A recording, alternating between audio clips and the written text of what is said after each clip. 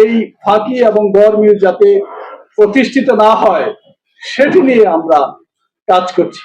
আপনারা সকলেই জানেন যে ফিনান্সিয়াল রিপোর্টিং কাউন্সিল সরকারি স্বায়ত্তশাসিত প্রতিষ্ঠান এবং টোটাল প্রাইভেট কর্পোরেট সেক্টর তার প্রায় ৬,০০০ প্রতিষ্ঠানকে নিয়ে কাজ করে। সারা পৃথিবীতে এই ফিনান্সিয়াল রিপোর্টিং কাউন্সিল অত্যন্ত একটি ইফেক্টিভ প্রতিষ্ঠান। বাংলাদেশে এটি ২০১৭ সালে চালু হয়েছে, কিন্তু এখনো পুরোপুরি কার্যকরী হয় নাই। আমরা কার্যকরী করার চেষ্টা করছি।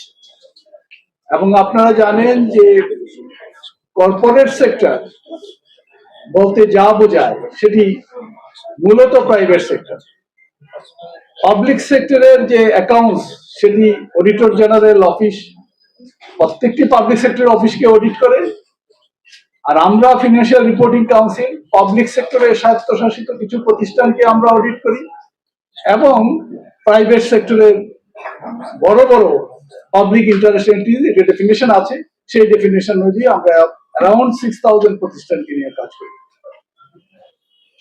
এই কর্পোরেট সেক্টরে ফিনান্সিয়াল ট্রান্সপারেন্সি যদি আনতে হয়, আজকে আপনারা যাদের সাথে এমনই স্বাক্ষর করলেন তাদের ভূমিকা অনস্বীকার্য এবং অতি গুরুত্বপূর্ণ।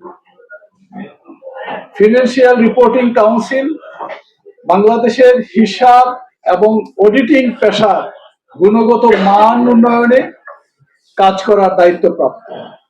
যেখানে এই হিসাব ব্যবস্থার ঘুরে ধরবে সেখানে এই ফিনান্সিয়াল রিপোর্টিং কাউন্সিল ইন্টারভেন করবে। এটি সারা পৃথিবীতে প্রবিধান এবং সেই কাজটি করতে গেলে আপনারা বুঝেন যে বাংলাদেশের সকল বড় বড় শক্তিশালী ৬,০০০ প্রতিষ্ঠান তাদের হিসাব ব্যবস্থায় তাদের অডিট ব্যবস্থায় ফিনান্সিয়াল রিপোর্টিং কাউন্সিল যখন ইন্টারফেয়ার করে তখন তারা নাখোশ হয়। তাদের ব্যক্তিগত এবং আর্থিক স্বার্থের উপর আঘাত আসে। আমরা ফিনান্সিয়াল রিপোর্টিং কাউন্সিল বাংলাদেশের অর্থনৈতিক সমৃদ্ধির জন্য ফিনান্সিয়াল রিপোর্টিংকে শক্তিশালী করার মাধ্যমে আর্থিক সেক্টরে শৃঙ্খলা প্রতিষ্ঠিত করার জন্য বদ্ধপরিকর। আপনারা নিশ্চিতভাবে জানবেন যে আমরা প্রতিনিয়ত এই কর্পোরেট সেক্টরে কিভাবে আর্থিক শৃঙ্খলা ফিরিয়ে আনা যায় আমরা সেই কাজ করে যাচ্ছি এবং এই আর্থিক শৃঙ্খলা ফিরিয়ে আনার প্রাথমিক দলিল হচ্ছে অডিট রিপোর্ট। এই অডিট রিপোর্ট যদি সঠিক না হয় তাহলে আমাদের কি করতে হবে? যারা আর্থিক এই অডিট রিপোর্ট সঠিক প্রণয়নে বাধা দিচ্ছে তাদেরকে চেস করতে হবে, অথবা যারা এই অডিট রিপোর্ট প্রণয়নে শৈথিল্যতা দেখিয়েছে তাদেরকে চেস করতে হবে এবং এর অর্থ হলো সংশোধন করা।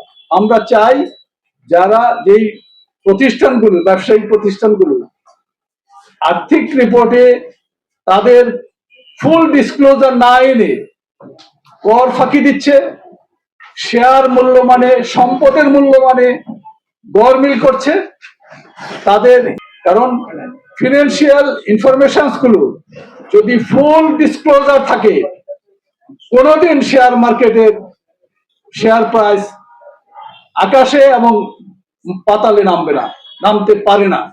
যখনই কোনো ম্যানিপুলেশন হবে তখন সেই ম্যানিপুলেশনের কারণে বিনিয়োগকারীরা ক্ষতিগ্রস্ত হবে এবং সম্পদের মূল্যমান যদি সঠিকভাবে প্রতিফলিত হয় অডিট রিপোর্টে তাহলে কি দাঁড়াবে? সেই সম্পদের বিপরীতে যদি ব্যাংক লোন দেয় তাহলে সেই লোন ব্যাংক আবার ফিরে পাবে, কিন্তু ১ টাকা সম্পদের বিপরীতে মূল্যমান যদি ১০০ টাকা দেখানো হয়, ব্যাংক যদি সেখানে ৯০ টাকা লোন দেয়, ব্যাংক কোথা থেকে সে টাকা ফেরত পাবে না। This is the scenario of Bangladesh, this is the part of financial reporting.